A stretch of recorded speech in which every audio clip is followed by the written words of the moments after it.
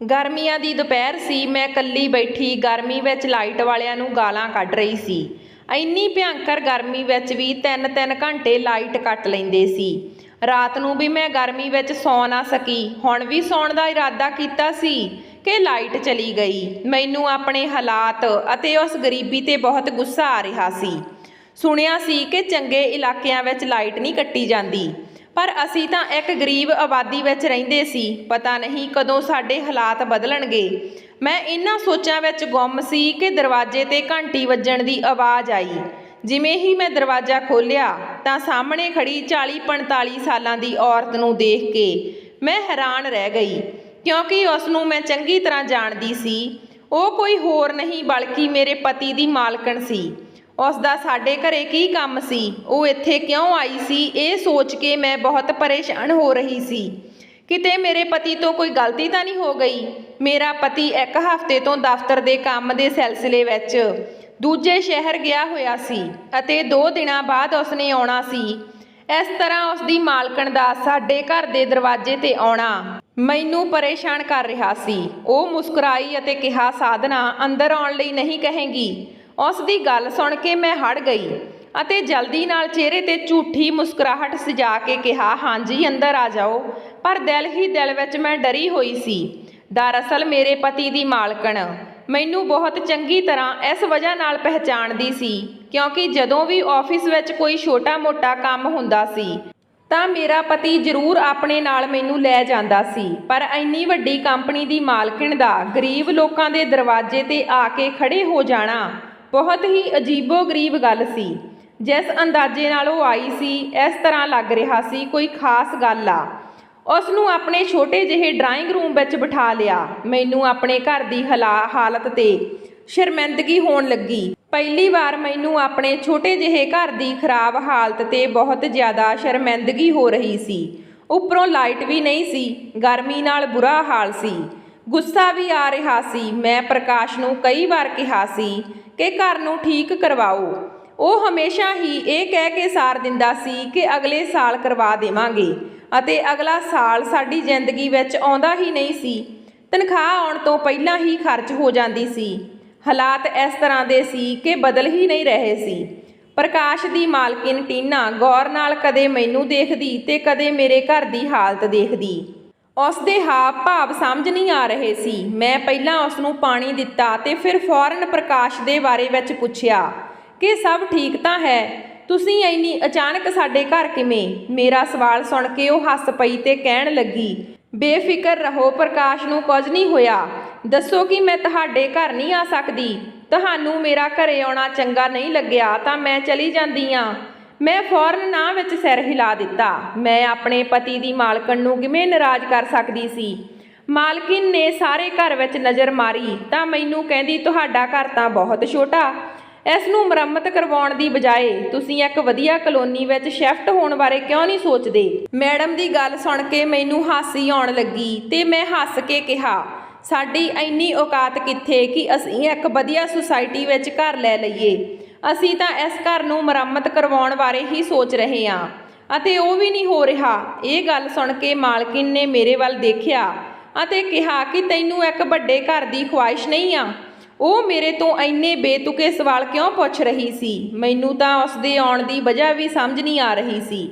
ਮੇਰਾ ਪਤੀ ਉਹਨਾਂ ਦੀ ਕੰਪਨੀ ਵਿੱਚ ਇੱਕ ਚੰਗੀ ਪੋਸਟ 'ਤੇ ਸੀ। ਖੈਰ, ਮੈਂ ਉਸ ਦਾ ਸਵਾਲ ਸੁਣ ਕੇ ਇੱਕਦਮ ਚੁੱਪ ਰਹਿ ਗਈ। ਫਿਰ ਹਿੰਮਤ ਨਾਲ ਜਵਾਬ ਦਿੱਤਾ ਕਿ ਘਰ ਦੀ ਖੁਆਇਸ਼ ਕਿਸ ਨੂੰ ਨਹੀਂ ਹੁੰਦੀ। ਹਰ ਔਰਤ ਚਾਹੁੰਦੀ ਆ ਕਿ ਜ਼ਿੰਦਗੀ ਵਿੱਚ ਆਰਾਮ ਅਤੇ ਸਾਰੀਆਂ ਸੁੱਖ ਸੁਵਿਧਾਵਾਂ ਹੋਣ, ਪਰ ਹਰ ਕਿਸੇ ਦੀ ਕਿਸਮਤ ਵਿੱਚ ਇਹ ਸਭ ਨਹੀਂ ਹੁੰਦਾ। ਮੇਰੇ ਅਤੇ ਪ੍ਰਕਾਸ਼ ਦੇ ਵਿਆਹ ਨੂੰ 2 ਸਾਲ ਹੋਣ ਵਾਲੇ ਆ। ਇਹਨਾਂ 2 ਸਾਲਾਂ ਵਿੱਚ ਸਿਰਫ ਪਰੇਸ਼ਾਨੀਆਂ ਹੀ ਪਰੇਸ਼ਾਨੀਆਂ ਦੇਖੀਆਂ।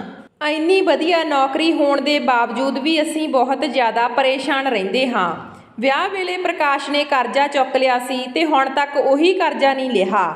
ਉਸ ਤੋਂ ਬਾਅਦ ਉਸ ਦੀ ਮਾਂ ਬਿਮਾਰ ਰਹਿਣ ਲੱਗੀ, ਜਿਸ ਦੀ ਮੌਤ ਹੋ ਗਈ ਤੇ ਉਸ 'ਤੇ ਕਾਫੀ ਖਰਚਾ ਹੋ ਗਿਆ। ਨਾ ਚਾਹੁੰਦੇ ਹੋਏ ਵੀ ਮੈਂ ਮਾਲਕਿਨ ਨੂੰ ਆਪਣੀ ਦੁੱਖ ਭਰੀ ਕਹਾਣੀ ਸੁਣਾ ਹੀ ਦਿੱਤੀ। ਮਾਲਕਿਨ ਮੁਸਕਰਾ ਕੇ ਕਹਿਣ ਲੱਗੀ, ਫਿਕਰ ਨਾ ਕਰ ਸਾਧਨਾ, ਮੈਂ ਇਹ ਤੇਰੀ ਮੁਸ਼ਕਲ ਹੱਲ ਕਰਨ ਆਈ ਹਾਂ। ਹੁਣ ਇਹ ਤੇਰੇ 'ਤੇ ਆ ਕਿ ਤੂੰ ਇਹ ਸਮੱਸਿਆ ਵਿੱਚ ਕਿਸ ਤਰ੍ਹਾਂ ਬਾਹਰ ਨਿਕਲਦੀ ਹੋ। ਅਤੇ ਆਪਣੇ ਲਈ ਇੱਕ ਆਰਾਮ ਦੀ ਜ਼ਿੰਦਗੀ ਚੁਣਦੀ ਹੋ। ਜੇ ਅਕਲਮੰਦੀ ਨਾਲ ਸੋਚ ਸਮਝ ਕੇ ਫੈਸਲਾ ਕਰੇਂਗੀ ਤਾਂ ਤੇਰੇ ਦਿਨ ਫਿਰ ਜਾਣਗੇ। ਮੈਡਮ ਦੀ ਗੱਲ ਸੁਣ ਕੇ ਮੈਂ ਹੈਰਾਨ ਹੋ ਗਈ ਕਿ ਇਹ ਕਿਹੋ ਜਿਹਾ ਹੱਲ ਲੈ ਕੇ ਆਈ ਆ ਜਿਸ ਨਾਲ ਮੇਰੇ ਦਿਨ ਬਦਲਣ ਵਾਲੇ ਹਨ। ਅਤੇ ਹਾਂ, ਇਸ ਨੂੰ ਭਲਾ ਸਾਡੇ ਨਾਲ ਇੰਨੀ ਹਮਦਰਦੀ ਕਿਵੇਂ ਹੋ ਗਈ? ਉਸ ਦੀ ਕੰਪਨੀ ਵਿੱਚ ਤਾਂ ਸੈਂਕੜੇ ਨੌਕਰ ਹਨ। ਕੀ ਉਹ ਸਾਰਿਆਂ ਦੇ ਘਰੇ ਜਾ ਕੇ ਮੁਸ਼ਕਲਾਂ ਹੱਲ ਕਰਦੀ ਹੈ? ਮੈਨੂੰ ਸੋਚਾਂ ਵਿੱਚ ਗੁੰਮ ਦੇਖ ਕੇ ਟੀਨਾ ਮੈਡਮ ਨੇ ਚੁਟਕੀ ਵਜਾਈ ਤੇ ਕਹਿਣ ਲੱਗੀ, ਤੂੰ ਤਾਂ ਹੱਲ ਸੋਚਣ ਦੇ ਲਈ ਇੰਨਾ ਟਾਈਮ ਲਗਾ ਦਿੱਤਾ, ਫਿਰ ਫੈਸਲਾ ਕਿਵੇਂ ਕਰੇਂਗੀ? ਜ਼ਿੰਦਗੀ ਵਿੱਚ ਉਹੀ ਇਨਸਾਨ ਕਾਮਯਾਬ ਹੁੰਦਾ ਜੋ ਸਹੀ ਟਾਈਮ ਤੇ ਸਹੀ ਫੈਸਲਾ ਕਰਦਾ। ਮੈਂ ਮੁਸਕਰਾ ਕੇ ਕਿਹਾ, ਜੀ ਹਾਂ, ਦੱਸੋ ਕੀ ਹੱਲ ਹੈ? ਮੈਂ ਤਾਂ ਇਹੀ ਚਾਹੁੰਦੀ ਹਾਂ ਕਿ ਸਭ ਕੁਝ ਠੀਕ ਹੋ ਜਾਵੇ ਤੇ ਸਾਡੀ ਆਰਥਿਕ ਸਥਿਤੀ ਸੁਧਰ ਜਾਵੇ।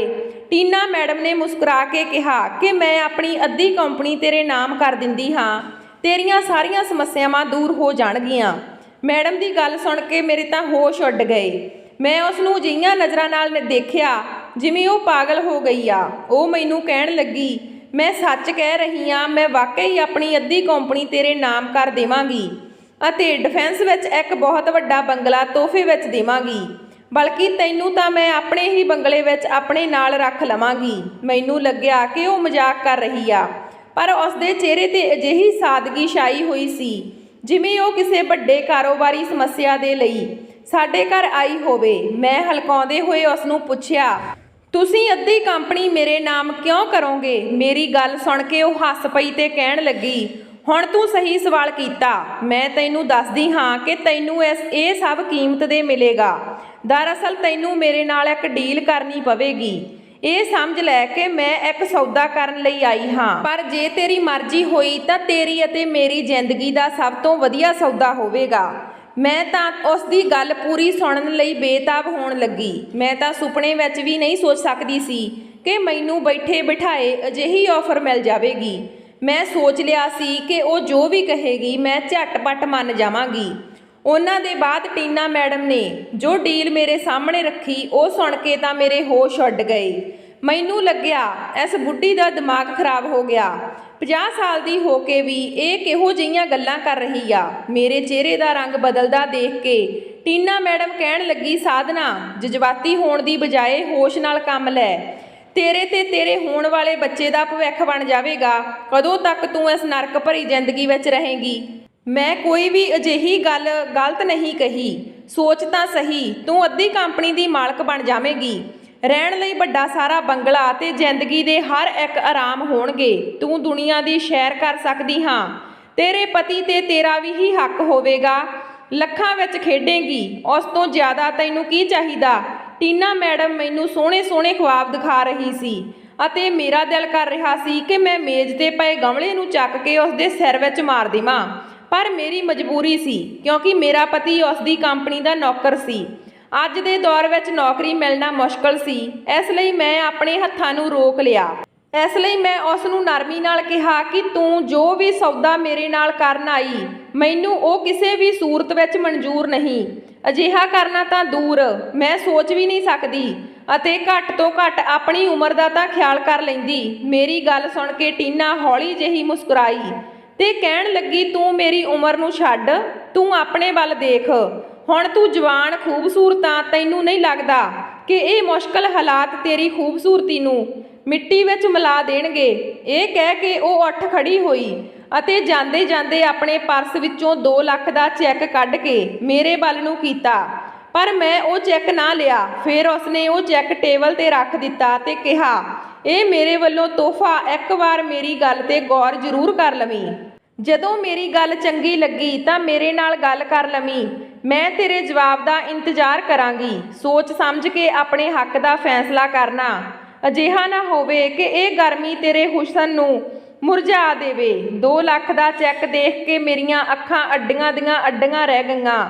ਉਹ ਚੈੱਕ ਮੇਰੇ ਨਾਂ ਤੇ ਬਣਿਆ ਸੀ ਤੇ ਮੈਂ ਕਦੇ ਵੀ ਇੰਨੇ ਪੈਸੇ ਇਕੱਠੇ ਨਹੀਂ ਦੇਖੇ ਸੀ, ਪਰ ਉਸ ਚੈੱਕ ਨੂੰ ਚੁੱਕਦੇ ਹੋਏ ਮੈਨੂੰ ਹਿਚਕਚਾਹਟ ਮਹਿਸੂਸ ਹੋ ਰਹੀ ਸੀ।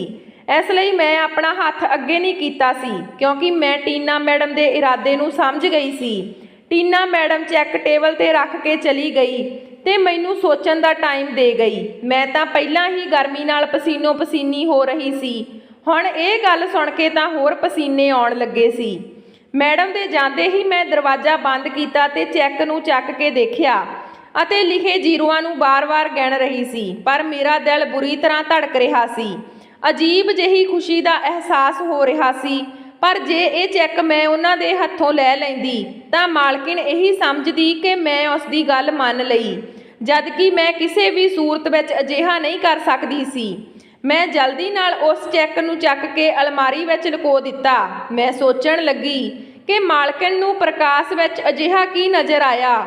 ਉਹ ਸਭ ਕੁਝ ਛੱਡ ਕੇ ਪ੍ਰਕਾਸ਼ ਦੇ ਪਿੱਛੇ ਪੈ ਗਈ ਅਤੇ ਆਪਣੀ ਦੌਲਤ ਹੀ ਲੁਟਾਉਣ ਲਈ ਤਿਆਰ ਹੈ। ਪ੍ਰਕਾਸ਼ ਅਤੇ ਉਸ ਮਾਲਕਣ ਦਾ ਕੋਈ ਜੋੜੀ ਵੀ ਨਹੀਂ ਬਣਦੀ ਸੀ। ਪ੍ਰਕਾਸ਼ ਇੱਕ 25 ਸਾਲ ਦਾ ਨੌਜਵਾਨ ਲੜਕਾ ਅਤੇ ਮਾਲਕਿਨ ਨੂੰ ਘੱਟੋ ਘੱਟ 45 ਸਾਲ ਦੀ ਔਰਤ ਨਜ਼ਰ ਆ ਰਹੀ ਸੀ। ਮੈਂ ਇਹ ਸੋਚ ਕੇ ਹੱਸ ਪਈ ਕਿ ਗੁੱਡੀ ਨੂੰ ਕਿਸ ਉਮਰ ਵਿੱਚ ਮੇਰੇ ਪਤੀ ਨਾਲ ਪਿਆਰ ਹੋ ਗਿਆ। ਉਹ 2 ਦਿਨ ਅਜੀਬ ਸੋਚਾਂ ਵਿੱਚ ਬੀਤ ਗਏ। ਕਦੇ ਮੈਂ ਸੋਚਦੀ ਕਿ ਚੈੱਕ ਦਾ ਕੈਸ਼ ਕਰਵਾ ਲਵਾਂ ਤੇ ਪ੍ਰਕਾਸ਼ ਦਾ ਸਾਰਾ ਕਰਜ਼ਾ ਉਤਾਰ ਦੇਵਾਂ। ਕਦੇ ਲੱਗਦਾ ਸੀ ਕਿ ਅਜਿਹਾ ਕਰਕੇ ਮੈਂ ਮਾਲਕਣ ਨੂੰ ਗਲਤ ਇਸ਼ਾਰਾ ਦੇਵਾਂਗੀ। ਕਦੇ ਮੈਨੂੰ ਆਪਣੀ ਗਰੀਬੀ ਤੇ ਰੋਣਾ ਆਉਂਦਾ, ਮਾਲਕਣ ਦੀ ਗੱਲ ਮੰਨ ਲਵਾਂ ਤੇ ਆਪਣੇ ਹਾਲਾਤ ਬਦਲ ਲਵਾਂ। ਜਿਵੇਂ ਗਰਮੀ ਵਿੱਚ ਮੇਰਾ ਦਮ ਘੁੱਟ ਰਿਹਾ ਸੀ ਤੇ ਮੇਰਾ ਦਿਲ ਚਾਹੁੰਦਾ ਸੀ ਕਿ ਮੈਂ ਵੀ ਵੱਡੇ ਸਾਰੇ ਬੰਗਲੇ ਵਿੱਚ ਜਾ ਕੇ ਆਰਾਮ ਨਾਲ ਰਹਾਂ। ਦੁਨੀਆ ਵਿੱਚ ਕਿੰਨੇ ਹੀ ਮਰਦ ਜੋ ਦੂਜੇ 2 ਵਿਆਹ ਕਰਵਾਉਂਦੇ ਹਨ, ਦੋਹਾਂ ਪਤਨੀਆਂ ਦੇ ਨਾਲ ਖੁਸ਼ ਰਹਿੰਦੇ ਆ। ਜੇ ਮੇਰਾ ਪਤੀ ਵੀ ਦੂਜਾ ਵਿਆਹ ਕਰ ਲਵੇ ਤਾਂ ਇਸ ਵਿੱਚ ਕੀ ਬੁਰਾਈ ਆ। ਵੈਸੇ ਵੀ 45 ਸਾਲ ਦੀ ਬੁੱਢੀ ਔਰਤ ਮੇਰੀ ਜਗ੍ਹਾ ਨਹੀਂ ਲੈ ਸਕਦੀ। ਫਿਰ ਦੂਜੇ ਹੀ ਪਲ ਮੈਨੂੰ ਗੁੱਸਾ ਆਉਣ ਲੱਗ ਜਾਂਦਾ। 2 ਦਿਨਾਂ ਬਾਅਦ ਜਦੋਂ ਮੇਰਾ ਪਤੀ ਪ੍ਰਕਾਸ਼ ਆਇਆ ਤਾਂ ਮੈਂ ਉਹਨਾਂ ਨੂੰ ਦੇਖ ਕੇ ਖੁਸ਼ ਹੋ ਗਈ, ਪਰ ਉਹਨਾਂ ਦਾ ਚਿਹਰਾ ਉਤਰਿਆ ਹੋਇਆ ਸੀ। ਉਹ ਬਿਲਕੁਲ ਚੁੱਪ ਸੀ। ਮੈਂ ਸਮਝ ਨਾ ਸਕੀ ਕਿ 2 ਦਿਨਾਂ ਬਾਅਦ ਘਰ ਆਉਣ ਦੇ ਬਾਵਜੂਦ ਵੀ ਉਹਨਾਂ ਦੇ ਚਿਹਰੇ ਤੇ ਖੁਸ਼ੀ ਦਾ ਕੋਈ ਅਸਰ ਨਹੀਂ ਦਿਖ ਰਿਹਾ ਸੀ। ਜਦੋਂ ਉਹਨਾਂ ਦੀ ਇਸ ਹਾਲਤ ਦੇ ਬਾਰੇ ਪੁੱਛਿਆ ਤਾਂ ਉਹ ਕਹਿਣ ਲੱਗੇ ਕਿ ਮਾਂ ਦੀ ਬਿਮਾਰੀ ਵੇਲੇ ਬਿਨੇ ਅੰਕਲ ਤੋਂ ਉਧਾਰ ਲਿਆ ਸੀ। ਉਹ ਜਲਦੀ ਮੰਗ ਰਹੇ ਆ ਕਿਉਂਕਿ ਉਹਨਾਂ ਦੀ ਬੇਟੀ ਦਾ ਵਿਆਹ ਤੈਅ ਹੋ ਗਿਆ। ਪ੍ਰਕਾਸ਼ ਦੀ ਸ਼ਕਲ ਇਸ ਤਰ੍ਹਾਂ ਲੱਗ ਰਹੀ ਸੀ ਜਿਵੇਂ ਹੁਣੇ ਹੀ ਰੋ ਪੈਣਗੇ। ਉਹ ਭੋਲੀ ਜਿਹੀ ਸ਼ਕਲ ਬਣਾ ਕੇ ਕਹਿਣ ਲੱਗੇ, ਪੂਰੇ 2 ਲੱਖ ਰੁਪਏ ਚਾਹੀਦੇ ਆ। ਮੈਂ ਕਿੱਥੋਂ ਲਿਆ ਕੇ ਦੇਵਾਂ? ਉਹਨਾਂ ਨੇ ਮੈਨੂੰ 5 ਸਾਲ ਦਾ ਟਾਈਮ ਦਿੱਤਾ ਸੀ, ਪਰ ਹੁਣ ਤਾਂ ਉਹ ਮੇਰੇ ਸਿਰ ਤੇ ਆ ਕੇ ਖੜੇ ਹੋ ਗਏ। ਮੇਰਾ ਸਿਰ ਉਹਨਾਂ ਅੱਗੇ ਸ਼ਰਮਿੰਦਗੀ ਨਾਲ ਝੁਕ ਗਿਆ। ਪ੍ਰਕਾਸ਼ ਦੀ ਗੱਲ ਸੁਣ ਕੇ ਮੈਨੂੰ ਗੁੱਸਾ ਆਇਆ ਤੇ ਮੈਂ ਕਿਹਾ, ਬਿਨੇ ਅੰਕਲ ਨੂੰ ਕਹਿ ਦੇਣਾ ਸੀ। ਜਦੋਂ 5 ਸਾਲ ਦਾ ਸਮਾਂ ਦਿੱਤਾ ਸੀ, ਫਿਰ ਇੰਨੀ ਜਲਦੀ ਪੈਸੇ ਕਿਉਂ ਮੰਗਦੇ ਆ? ਜਦੋਂ 5 ਸਾਲ ਹੋ ਜਾਣਗੇ ਤਾਂ ਆਪਾਂ ਮੋੜ ਦੇਵਾਂਗੇ। ਮੇਰੀ ਗੱਲ ਸੁਣ ਕੇ ਬਿਨੇ ਮੈਨੂੰ ਅਜੀਬ ਨਜ਼ਰਾਂ ਨਾਲ ਦੇਖਣ ਲੱਗਿਆ ਤੇ ਕਹਿਣ ਲੱਗਿਆ, ਉਹਨਾਂ ਨੇ ਆਪਣੇ ਬੁਰੇ ਵਕਤ ਵਿੱਚ ਸਾਥ ਦਿੱਤਾ ਸੀ, ਹੁਣ ਮੈਂ ਉਹਨਾਂ ਨੂੰ ਇਸ ਤਰ੍ਹਾਂ ਕਿਵੇਂ ਕਹਿ ਸਕਦਾ? ਹੁਣ ਉਹਨਾਂ ਦੀ ਬੇਟੀ ਦਾ ਵਿਆਹ ਤਾਂ ਉਸ ਨੂੰ ਪੈਸੇ ਚਾਹੀਦੇ ਆ। ਕਿਵੇਂ ਨਾ ਕਿਵੇਂ ਕਰਕੇ ਉਸ ਨੂੰ ਪੈਸੇ ਦੇਣੇ ਪੈਣੇ ਆ। ਪ੍ਰਕਾਸ਼ ਨੇ ਲੰਮੀ ਸਾਹ ਲਈ ਤੇ ਕਿਹਾ, ਜਾਂ ਸਾਧਨਾ, ਅਲਮਾਰੀ ਵਿੱਚੋਂ ਅੰਦਰੋਂ ਆਪਣੇ ਗਹਿਣੇ ਲਿਆ ਕੇ ਜੋ ਕੁਝ ਵੀ ਹੈਗਾ ਆਪਣੇ ਕੋਲ ਆਪਾਂ ਵੇਚ ਕੇ ਪੈਸੇ ਵਾਪਸ ਕਰ ਦੇਵਾਂਗੇ। ਕਿਸੇ ਦੀ ਬੇਟੀ ਦੇ ਵਿਆਹ ਵਿੱਚ ਤਾਂ ਸਮੱਸਿਆ ਨਹੀਂ ਹੋਣੀ ਚਾਹੀਦੀ। ਉਹਨਾਂ ਦੀ ਗੱਲ ਸੁਣ ਕੇ ਮੇਰਾ ਸਾਹ ਅਟਕ ਗਿਆ। ਮੇਰੇ ਮਾਂ-ਬਾਪ ਨੇ ਮੈਨੂੰ ਬੜੇ ਚਾਵਾਂ ਨਾਲ ਉਹ ਗਹਿਣੇ ਦਿੱਤੇ ਸੀ ਅਤੇ ਉਹ ਉਸ ਨੂੰ ਵੇਚਣ ਦੀ ਗੱਲ ਕਰ ਰਹੇ ਸੀ। ਨਾ ਚਾਹੁੰਦੇ ਹੋਏ ਵੀ ਮੈਂ ਆਪਣੇ ਗਹਿਣੇ ਕੱਢ ਕੇ ਫੜਾ ਦਿੱਤੇ ਅਤੇ ਕਿਹਾ, ਜੇ ਗਹਿਣੇ ਹੀ ਵੇਚਣੇ ਆ ਆਪਾਂ ਸੁਨਿਆਰੇ ਦੇ ਕੋਲ ਨਾ ਜਾ ਕੇ ਮੈਂ ਆਪਣੀ ਮਾਂ ਨੂੰ ਵੇਚ ਦਿੰਦੀ ਹਾਂ।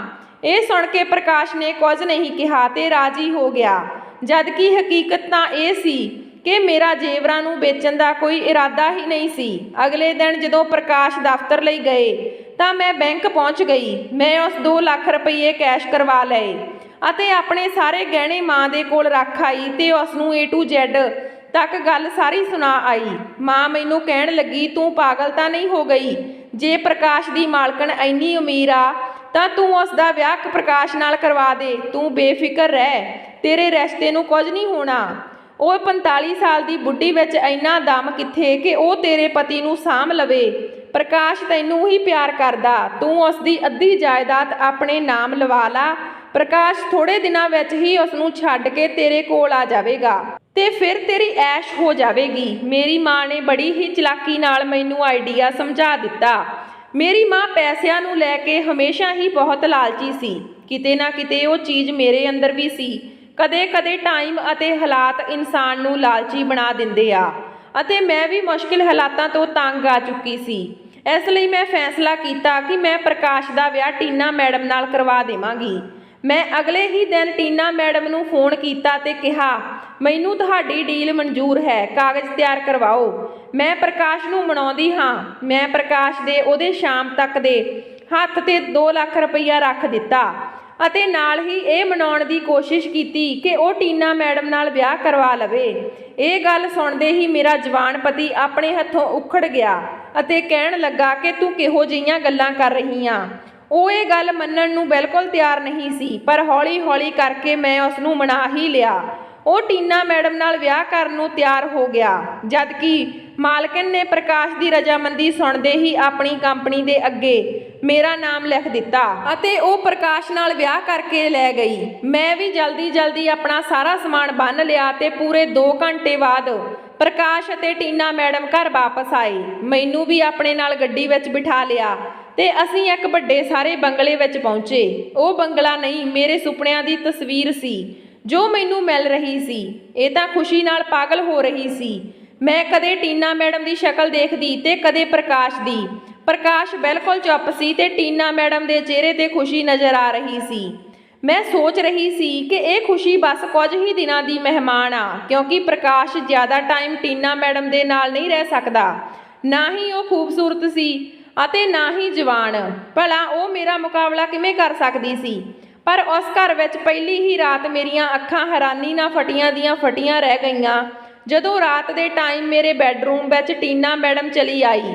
ਉਹ ਆ ਕੇ ਸਾਡੇ ਬੈੱਡਰੂਮ ਤੇ ਪੈ ਗਈ ਤੇ ਕਹਿਣ ਲੱਗੀ, ਰਾਤ ਨੂੰ ਮੈਂ ਤੇਰੇ ਨਾਲ ਹੀ ਪਵਾਂਗੀ। ਮੈਂ ਹੈਰਾਨ ਰਹਿ ਗਈ ਕਿ ਉਸਨੇ ਮੇਰੇ ਪਤੀ ਦੀ ਮੁਹੱਬਤ ਵਿੱਚ ਡੁੱਬ ਕੇ ਮੇਰੇ ਪਤੀ ਨਾਲ ਵਿਆਹ ਕਰ ਲਿਆ ਸੀ, ਪਰ ਸੌਣ ਲਈ ਉਹ ਮੇਰੇ ਕੋਲ ਆ ਗਏ। ਮੈਂ ਦਿਲ ਹੀ ਦਿਲ ਵਿੱਚ ਖੁਸ਼ ਵੀ ਹੋ ਰਹੀ ਸੀ ਕਿ ਪ੍ਰਕਾਸ਼ ਨੇ ਪਹਿਲੀ ਹੀ ਰਾਤ ਉਸ ਨੂੰ ਆਪਣੀ ਔਕਾਤ ਦਿਖਾ ਦਿੱਤੀ। ਉਸ ਰਾਤ ਮੈਨੂੰ ਬੜੀ ਹੀ ਆਰਾਮ ਨਾਲ ਨੀਂਦ ਆਈ। ਮੈਂ ਅਗਲੀ ਸਵੇਰ ਵੀ ਬਹੁਤ ਖੁਸ਼ ਸੀ। ਜਦੋਂ ਮੈਂ ਤਿਆਰ ਹੋ ਕੇ ਕਮਰੇ ਵਿੱਚੋਂ ਬਾਹਰ ਨਿਕਲੀ ਤਾਂ ਮੈਂ ਪ੍ਰਕਾਸ਼ ਨੂੰ ਬਾਹਰੋਂ ਆਉਂਦੇ ਹੋਏ ਦੇਖਿਆ। ਮੈਂ ਹੈਰਾਨੀ ਨਾਲ ਪੁੱਛਿਆ, ਪ੍ਰਕਾਸ਼ ਸਵੇਰੇ ਕਿੱਧਰ ਗਏ ਸੀ? ਪ੍ਰਕਾਸ਼ ਨੇ ਬੜੀਆਂ ਨਾਰਾਜ਼ ਨਜ਼ਰਾਂ ਨਾਲ ਮੇਰੇ ਵੱਲ ਦੇਖਿਆ ਤੇ ਕਹਿਣ ਲੱਗਿਆ, ਤੈਨੂੰ ਹੁਣ ਇਸ ਤਰ੍ਹਾਂ ਦੇ ਸਵਾਲ ਕਰਨ ਦਾ ਕੋਈ ਹੱਕ ਨਹੀਂ। ਮੈਂ ਕਿੱਥੇ ਜਾਂਦਾ, ਕੀ ਕਰਦਾ, ਤੈਨੂੰ ਮੇਰੀ ਫਿਕਰ ਕਰਨੀ ਛੱਡ ਦੇਣੀ ਚਾਹੀਦੀ ਆ। ਤੂੰ ਬਸ ਆਪਣੀ ਆਰਾਮ ਦੀ ਜ਼ਿੰਦਗੀ ਲੰਘਾ। ਤੈਨੂੰ ਇਹੀ ਚਾਹੀਦਾ ਸੀ। ਮੇਰੀ ਕੁਰਬਾਨੀ ਕਰਕੇ ਤੈਨੂੰ ਸਭ ਕੁਝ ਮਿਲ ਗਿਆ। ਇਹ ਕਹਿੰਦੇ ਹੋਏ ਪ੍ਰਕਾਸ਼ ਟੀਨਾ ਮੈਡਮ ਦੇ ਕੋਲ ਚਲਾ ਗਿਆ। ਮੈਂ ਦਿਲ ਵਿੱਚ ਸੋਚਣ ਲੱਗੀ ਕਿ ਥੋੜੇ ਦਿਨਾਂ ਵਿੱਚ ਪ੍ਰਕਾਸ਼ ਦਾ ਰਵੱਈਆ ਬਦਲ ਜਾਵੇਗਾ। ਵੈਸੇ ਵੀ ਟੀਨਾ ਮੈਡਮ ਦੇ ਨਾਲ ਉਸ ਦਾ ਕੋਈ ਤਾਲਮੇਲ ਨਹੀਂ ਬਣਦਾ ਸੀ ਤੇ ਫਿਰ ਮੈਨੂੰ ਕਿਹੜੀ ਗੱਲ ਦੀ ਪਰੇਸ਼ਾਨੀ ਹੋਣੀ ਸੀ। ਪਰ ਮੈਨੂੰ ਕੀ ਪਤਾ ਸੀ ਕਿ ਮੈਂ ਕਿੰਨੇ ਵੱਡੇ ਰਾਜ਼ ਨੂੰ ਨਹੀਂ ਜਾਣਦੀ ਸੀ। ਮੈਨੂੰ ਤਾਂ ਇਹ ਵੀ ਨਹੀਂ ਪਤਾ ਸੀ ਕਿ ਵਿਆਹ ਦੇ ਪਿੱਛੇ ਰਾਜ਼ ਕੀ ਸੀ। ਹੌਲੀ-ਹੌਲੀ ਦਿਨ ਬੀਤ ਗਏ। ਹਰ ਰਾਤ ਟੀਨਾ ਮੈਡਮ ਮੇਰੇ ਕਮਰੇ ਵਿੱਚ ਚਲੀ ਆਉਂਦੀ ਸੀ। ਮੈਂ ਹੈਰਾਨ ਸੀ ਕਿ ਪ੍ਰਕਾਸ਼ ਦੇ ਨਾਲ ਰਹਿਣ ਦੀ ਬਜਾਏ ਉਹ ਮੇਰੇ ਕਮਰੇ ਵਿੱਚ ਕਿਉਂ ਆ ਜਾਂਦੀ ਆ। ਜੇ ਮੈਂ ਪ੍ਰਕਾਸ਼ ਦੇ ਕੋਲ ਜਾਣ ਦੀ ਗੱਲ ਕਰਦੀ ਤਾਂ ਉਹ ਮੈਨੂੰ ਵੀ ਰੋਕ ਦਿੰਦੀ। ਇੱਕ ਰਾਤ ਤੰਗ ਆ ਕੇ ਮੈਂ ਕਮਰੇ ਵਿੱਚੋਂ ਨਿਕਲਣ ਦੀ ਕੋਸ਼ਿਸ਼ ਕੀਤੀ ਤਾਂ ਟੀਨਾ ਮੈਡਮ ਨੇ ਦਰਵਾਜ਼ਾ ਲੌਕ ਕਰ ਦਿੱਤਾ। ਕਹਿਣ ਲੱਗੀ, ਤੈਨੂੰ ਬਾਹਰ ਜਾਣ ਦੀ ਕੋਈ ਜ਼ਰੂਰਤ ਨਹੀਂ। ਟੀਨਾ ਮੈਡਮ ਦੇ ਤੇਵਰ ਬਹੁਤ ਹੀ ਵਿਗੜੇ ਹੋਏ ਸੀ। ਉਸਨੇ ਮੇਰਾ ਹੱਥ ਫੜ ਕੇ ਖਿੱਚ ਕੇ ਮੈਨੂੰ ਬਿਸਤਰੇ ਤੇ ਸੁੱਟ ਦਿੱਤਾ ਤੇ ਗੁੱਸੇ ਵਿੱਚ ਕਹਿਣ ਲੱਗੀ, ਮੈਂ ਤੈਨੂੰ ਆਪਣੀ ਅੱਧੀ ਕੰਪਨੀ ਦੇ ਦਿੱਤੀ ਆ ਤੇ ਆਪਣੇ ਬੰਗਲੇ ਵਿੱਚ ਜਗ੍ਹਾ ਵੀ ਦੇ ਦਿੱਤੀ। ਤੈਨੂੰ ਹੋਰ ਵੀ ਕਿਸੇ ਚੀਜ਼ ਦੀ ਜ਼ਰੂਰਤ ਆ ਮੈਨੂੰ ਦੱਸ, ਪਰ ਰਾਤ ਨੂੰ ਤੂੰ ਮੇਰੇ ਨਾਲ ਹੀ ਰਹੇਂਗੀ। ਮੈਂ ਉਸ ਨੂੰ ਸਾਫ਼-ਸਾਫ਼ ਸ਼ਬਦਾਂ ਵਿੱਚ ਕਿਹਾ ਸੀ ਕਿ ਪ੍ਰਕਾਸ਼ ਦਾ ਰਵੱਈਆ ਮੇਰੇ ਪ੍ਰਤੀ ਬਦਲ ਗਿਆ। ਉਹ ਮੇਰੇ ਨਾਲ ਸਿੱਧੇ ਮੂੰਹ ਗੱਲ ਨਹੀਂ ਕਰਦਾ। ਮੈਂ ਉਸ ਨੂੰ ਮਨਾਉਣਾ ਚਾਹੁੰਦੀ ਹਾਂ। 2 ਪਤਨੀਆਂ ਦੇ ਹੁੰਦੇ ਹੋਏ ਵੀ ਉਹ ਬਿਲਕੁਲ ਇਕੱਲਾ ਰਹਿ ਗਿਆ। ਮੈਡਮ ਕਹਿਣ ਲੱਗੀ, ਪ੍ਰਕਾਸ਼ ਇਕੱਲਾ ਨਹੀਂ ਆ, ਉਸ ਦੀ ਪਤਨੀ ਦਿਲਜੋਈ ਦੇ ਮੌਜੂਦ ਆ। ਉਸ ਦੀ ਗੱਲ ਸੁਣ ਕੇ ਮੇਰੇ ਤਣ ਬਦਨ ਵਿੱਚ ਅੱਗ ਲੱਗ ਗਈ। ਮੈਡਮ ਨੇ ਕਿਹਾ ਕਿ ਉਸ ਦੀ ਜਵਾਨ ਅਤੇ ਖੂਬਸੂਰਤ ਪਤਨੀ ਉਸ ਦੇ ਨਾਲ ਆ। ਤੈਨੂੰ ਫਿਕਰ ਕਰਨ ਦੀ ਕੋਈ ਜ਼ਰੂਰਤ ਨਹੀਂ। ਤੂੰ ਤਾਂ ਬਸ ਆਪਣੇ ਪੈਸੇ ਲੈ ਕੇ ਐਸ਼ ਕਰ ਅਤੇ ਇੱਥੇ ਮੇਰੇ ਨਾਲ ਇਸ ਕਮਰੇ ਵਿੱਚ ਰਾਤ ਲੰਘਾ। ਉਸ ਦੀ ਗੱਲ ਸੁਣ ਕੇ ਮੇਰੇ ਪੈਰਾਂ ਹੇਠੋਂ ਜ਼ਮੀਨ ਨਿਕਲ ਗਈ। ਮੈਂ ਗੁੱਸੇ ਵਿੱਚ ਕਿਹਾ ਕਿ ਪ੍ਰਕਾਸ਼ ਦੇ ਨਾਲ ਤੁਸੀਂ ਨਹੀਂ ਹੋ ਤਾਂ ਫਿਰ ਪ੍ਰਕਾਸ਼ ਦੇ ਨਾਲ ਕਿਸ ਜਵਾਨ ਪਤਨੀ ਦੀ ਗੱਲ ਕਰ ਰਹੇ ਹੋ? ਟੀਨਾ ਮੈਡਮ ਗੁੱਸੇ ਨਾਲ ਮੈਨੂੰ ਦੇਖਣ ਲੱਗੀ ਤੇ ਕਹਿਣ ਲੱਗੀ, ਮੈਂ ਪ੍ਰਕਾਸ਼ ਦੀ ਪਤਨੀ ਨਹੀਂ ਬਲਕਿ ਉਸ ਦੀ ਸੱਸ ਹਾਂ। ਮੇਰੀ ਬੇਟੀ ਪ੍ਰਕਾਸ਼ ਨੂੰ ਮੁਹੱਬਤ ਕਰਨ ਲੱਗੀ ਸੀ। ਉਹ ਸਿਰਫ 20 ਸਾਲ ਦੀ ਆ ਤੇ ਜੇ ਮੈਂ ਉਸ ਦਾ ਰਿਸ਼ਤਾ ਲੈ ਕੇ ਤੇਰੇ ਘਰ ਆਉਂਦੀ ਤਾਂ ਤੂੰ ਕਦੇ ਵੀ ਹਾਂ ਨਹੀਂ ਕਰਦੀ। ਇਸ ਲਈ ਮੈਂ ਤੇਰੇ ਘਰ ਆਈ। ਮੈਨੂੰ ਪਤਾ ਸੀ ਕਿ ਮੇਰਾ ਪੈਸਾ ਤੈਨੂੰ ਖਰੀਦ ਲਵੇਗਾ। ਮੈਂ ਤੇਰੇ ਅੱਗੇ ਪੈਸੇ ਰੱਖੇ ਤੇ ਝੂਠ ਬੋਲਿਆ। ਤੂੰ ਇਹ ਸੋਚ ਕੇ ਮੈਨੂੰ ਆਪਣਾ ਪਤੀ ਦੇ ਦਿੱਤਾ ਕਿ ਮੈਂ ਬੁੱਢੀ ਹਾਂ, ਉਸ ਦੇ ਦਿਲ ਵਿੱਚ ਜਗ੍ਹਾ ਨਹੀਂ ਬਣਾ ਪਾਵਾਂਗੀ। ਪਰ ਹਕੀਕਤ ਵਿੱਚ ਪ੍ਰਕਾਸ਼ ਦਾ ਵਿਆਹ ਮੇਰੇ ਨਾਲ ਨਹੀਂ ਬਲਕਿ ਮੇਰੀ ਬੇਟੀ ਨਾਲ ਹੋਇਆ ਅਤੇ ਉਹ ਪੂਰੀ ਤਰ੍ਹਾਂ ਤੇਰੀ ਜਗ੍ਹਾ ਲੈ ਚੁੱਕੀ ਆ। ਟੀਨਾ ਮੈਡਮ ਦੀ ਗੱਲ ਸੁਣ ਕੇ ਮੈਂ ਗੁੱਸੇ ਵਿੱਚ ਪਾਗਲ ਹੋ ਗਈ। ਮੇਰੇ ਨਾਲ ਬਹੁਤ ਵੱਡਾ ਧੋਖਾ ਕੀਤਾ ਸੀ। ਮੈਂ ਗੁੱਸੇ ਵਿੱਚ ਉਸ ਨੂੰ ਧੱਕਾ ਦਿੱਤਾ ਤੇ ਦਰਵਾਜ਼ਾ ਖੋਲ੍ਹ ਕੇ ਸਿੱਧਾ ਪ੍ਰਕਾਸ਼ ਕੋਲ ਪਹੁੰਚ ਗਈ। ਉਹ ਆਪਣੀ ਨਵੀਂ ਨਵੇਲੀ ਜਵਾਨ ਪਤਨੀ ਦੇ ਨਾਲ ਸੀ। ਮੈਂ ਗੁੱਸੇ ਨਾਲ ਦਰਵਾਜ਼ਾ ਖੋਲ੍ਹਿਆ ਤੇ ਪ੍ਰਕਾਸ਼ ਨੂੰ ਕਿਹਾ ਕਿ ਹੁਣੇ ਦੇ ਹੁਣੇ ਤੁਸੀਂ ਇਸ ਲੜਕੀ ਨੂੰ ਡਿਵੋਰਸ ਦੇ ਦੇਵੋ। ਮੈਨੂੰ ਸਿਰਫ ਟੀਨਾ ਮੈਡਮ ਨੇ ਨਹੀਂ ਬਲਕਿ ਤੂੰ ਵੀ ਧੋਖਾ ਦਿੱਤਾ। ਤੂੰ ਮੈਨੂੰ ਕਿਉਂ ਨਹੀਂ ਦੱਸਿਆ ਕਿ ਤੇਰਾ ਵਿਆਹ ਟੀਨਾ ਮੈਡਮ ਨਾਲ ਨਹੀਂ ਬਲਕਿ ਉਸ ਦੀ ਬੇਟੀ ਨਾਲ ਹੋਇਆ? ਹੁਣੇ ਹੀ ਇਸ ਡਾਇਨ ਨੂੰ ਤਲਾਕ ਦੇਵੋ। ਪ੍ਰਕਾਸ਼ ਨੇ ਗੁੱਸੇ ਨਾਲ ਮੇਰੇ ਵੱਲ ਦੇਖਿਆ ਤੇ ਮੇਰੇ ਜ਼ੋਰਦਾਰ ਥੱਪੜ ਮਾਰਿਆ ਤੇ ਕਹਿਣ ਲੱਗਿਆ, ਤੇਰੇ ਲਈ ਵਿਆਹ ਸਿਰਫ ਤੇ ਸਿਰਫ ਇੱਕ ਖੇਲ ਤਮਾਸ਼ਾ ਸੀ, ਹੋਰ ਕੁਝ ਨਹੀਂ। ਮੈਂ ਇਸ ਨੂੰ ਕਿਸੇ ਵੀ ਸੂਰਤ ਵਿੱਚ ਇਸ ਨੂੰ ਡਿਵੋਰਸ ਨਹੀਂ ਦੇ ਸਕਦਾ। ਇਹ ਮੇਰੀ ਪਤਨੀ ਆ। ਜੇ ਤੂੰ ਇਸ ਘਰ ਨੂੰ ਛੱਡ ਕੇ ਜਾਣਾ ਚਾਹੁੰਦੀ ਆ ਤਾਂ ਜਾ ਸਕਦੀ ਆ। ਵੈਸੇ ਵੀ ਤੂੰ ਮੇਰਾ ਸੌਦਾ ਕਰ ਚੁੱਕੀ ਆ। ਸਵਿਤਰੀ ਨੇ ਮੈਨੂੰ ਬਹੁਤ ਇੱਜ਼ਤ ਦਿੱਤੀ ਅਤੇ ਮੈਨੂੰ ਆਪਣੀਆਂ ਪਲਕਾਂ ਤੇ ਬਿਠਾ ਕੇ ਰੱਖਿਆ। ਉਹ ਮੇਰੇ ਨਾਲ ਗਰੀਬੀ ਵਿੱਚ ਰਹਿਣ ਨੂੰ ਵੀ ਰਾਜੀ ਆ। ਪਰ ਤੂੰ ਤਾਂ ਥੋੜੀ ਜਿਹੀ ਮੁਸ਼ਕਲ ਕੀ ਦੇਖੀ, ਰਸਤਾ ਹੀ ਬਦਲ ਲਿਆ। ਤੂੰ ਆਪਣੇ ਪਤੀ ਨੂੰ ਐਸ਼ੋ ਆਰਾਮ ਦੇ ਲਈ ਵੇਚ ਦਿੱਤਾ। ਪ੍ਰਕਾਸ਼ ਦੇ ਸ਼ਬਦਾਂ ਵਿੱਚ ਮੇਰੇ ਲਈ ਨਫ਼ਰਤ ਸੀ। ਮੈਂ ਆਪਣੇ ਹੀ ਹੱਥੀਂ ਆਪਣੇ ਐਸ਼ੋ ਆਰਾਮ ਦੇ ਲਈ ਆਪਣੀ ਜ਼ਿੰਦਗੀ ਤਬਾਹ ਕਰ ਲਈ ਸੀ। ਪਰ ਜੇ ਉਹਨਾਂ ਪਰਿਸਥਿਤੀਆਂ ਵਿੱਚ ਵੀ ਮੈਂ ਆਪਣੇ ਪਤੀ ਦਾ ਸਾਥ ਦਿੰਦੀ ਤਾਂ ਅੱਜ ਅਸੀਂ ਇੱਕ ਦੂਜੇ ਦੇ ਨਾਲ ਸੁਖੀ ਜ਼ਿੰਦਗੀ ਲੰਘਾ ਰਹੇ ਹੁੰਦੇ। ਸਵਿਤਰੀ ਨੇ ਮੇਰਾ ਹੱਥ ਫੜ ਕੇ ਮੈਨੂੰ ਆਪਣੇ ਕੋਲ ਬਿਠਾਇਆ ਤੇ ਪਾਣੀ ਦਾ ਗਲਾਸ ਦਿੱਤਾ। ਸਵਿਤਰੀ ਇੱਕ ਜਵਾਨ ਤੇ ਖੂਬਸੂਰਤ ਲੜਕੀ ਸੀ ਜਿਸ ਨੂੰ ਦੇਖ ਕੇ ਕੋਈ ਵੀ ਆਪਣਾ ਦਿਲ ਹਾਰ ਬੈਠਦਾ। ਉਹ ਮੈਨੂੰ ਕਹਿਣ ਲੱਗੀ ਕਿ ਤੁਸੀਂ ਮੈਨੂੰ ਅਪਣਾ ਲਓ, ਮੈਂ ਤੁਹਾਡੇ ਨਾਲ ਕਦੇ ਬੁਰਾ ਸਲੂਕ ਨਹੀਂ ਕਰਾਂਗੀ। ਆਪਾਂ ਦੋਨੋਂ ਪ੍ਰਕਾਸ਼ ਦੇ ਨਾਲ ਮਿਲ ਕੇ ਖੁਸ਼ੀ-ਖੁਸ਼ੀ ਜ਼ਿੰਦਗੀ ਲੰਘਾ ਸਕਦੇ ਹਾਂ। ਮੈਂ ਪੂਰੀ ਤਰ੍ਹਾਂ ਟੁੱਟ ਚੁੱਕੀ ਸੀ ਕਿਉਂਕਿ ਮੈਂ ਪ੍ਰਕਾਸ਼ ਦੀਆਂ ਅੱਖਾਂ ਵਿੱਚ ਆਪਣੇ ਲਈ ਨਫ਼ਰਤ ਦੇਖ ਲਈ ਸੀ ਅਤੇ ਇਹ ਨਫ਼ਰਤ ਸਿਰਫ ਤੇ ਸਿਰਫ ਮੇਰੇ ਲਾਲਚ ਦੀ ਵਜ੍ਹਾ ਨਾਲ ਆਈ ਸੀ। ਮੈਂ ਸਵਿਤਰੀ ਦੇ ਅੱਗੇ ਹੱਥ ਜੋੜੇ ਤੇ ਕਿਹਾ ਕਿ ਤੂੰ ਆਪਣੀ ਸਾਰੀ ਦੌਲਤ ਵਾਪਸ ਲੈ ਲੈ, ਮੈਨੂੰ ਮੇਰਾ ਪਤੀ ਵਾਪਸ ਕਰ ਦੇ। ਪਰ ਉਸਨੇ ਮਨਾ ਕਰ ਦਿੱਤਾ ਕਿ ਉਹ ਕਿਸੇ ਵੀ ਹਾਲਤ ਵਿੱਚ ਪ੍ਰਕਾਸ਼ ਨੂੰ ਨਹੀਂ ਛੱਡੇਗੀ। ਆਖਿਰਕਾਰ ਮੈਂ ਵੀ ਹਾਰ ਗਈ। ਅੱਜ ਮੈਂ ਪ੍ਰਕਾਸ਼ ਅਤੇ ਸਵਿਤਰੀ ਦੇ ਘਰ ਵਿੱਚ ਰਹਿ ਰਹੀ ਹਾਂ ਤੇ ਜਦੋਂ ਮੈਂ ਖੁਦ ਨੂੰ ਸ਼ੀਸ਼ੇ ਦੇ ਸਾਹਮਣੇ ਦੇਖਦੀ ਹਾਂ ਤਾਂ ਆਪਣੇ ਆਪ ਨਾਲ ਨਜ਼ਰਾਂ ਨਹੀਂ ਮਿਲਾ ਪਾਉਂਦੀ। ਇਹ ਮੇਰੇ ਲਾਲਚ ਦਾ ਨਤੀਜਾ ਸੀ ਤੇ ਸਾਰੀ ਜ਼ਿੰਦਗੀ ਪ੍ਰਕਾਸ਼ ਅੱਗੇ ਨਜ਼ਰਾਂ ਝੁਕਾ ਕੇ ਰਹਿਣਾ। ਸੋ ਦੋਸਤੋ, ਜੇ ਇੱਕ ਔਰਤ ਮੁਸ਼ਕਲ ਹਾਲਾਤ ਵਿੱਚ ਮਰਦ ਦਾ ਸਾਥ ਦੇ ਦੇਵੇ ਤਾਂ ਜਲਦੀ ਹਾਲਾਤ ਬਦਲ ਜਾਂਦੇ ਹਨ। ਲੇਕਿਨ ਜੇ ਔਰਤ ਮਰਦ ਦਾ ਸਾਥ ਛੱਡ ਦੇਵੇ ਤਾਂ ਹਾਲਾਤ ਪਹਿਲਾਂ ਨਾਲੋਂ ਵੀ ਜ਼ਿਆਦਾ ਘਟੀਆ ਹੋ ਜਾਂਦੇ ਹਨ ਅਤੇ ਸਭ ਤੋਂ ਜ਼ਿਆਦਾ ਨੁਕਸਾਨ ਔਰਤ ਨੂੰ ਹੀ ਹੁੰਦਾ ਹੈ। ਸੋ ਦੋਸਤੋ, ਇਹ ਸੀ ਸਾਡੀ ਅੱਜ ਦੀ ਕਹਾਣੀ। ਜੇ ਵਧੀਆ ਲੱਗੀ ਤਾਂ ਲਾਈਕ ਸ਼ੇਅਰ ਜ਼ਰੂਰ ਕਰਿਓ। ਜੇ ਚੈਨਲ ਤੇ ਪਹਿਲੀ ਵਾਰ ਹੋ ਤਾਂ ਚੈਨਲ ਨੂੰ ਸਬਸਕ੍ਰਾਈਬ ਕਰਿਓ। ਮਿਲਦੇ ਹਾਂ ਨਵੀਂ ਕਹਾਣੀ ਦੇ ਨਾਲ। ਤਦ ਤੱਕ ਸਤਿ ਸ਼੍ਰੀ ਅਕਾਲ।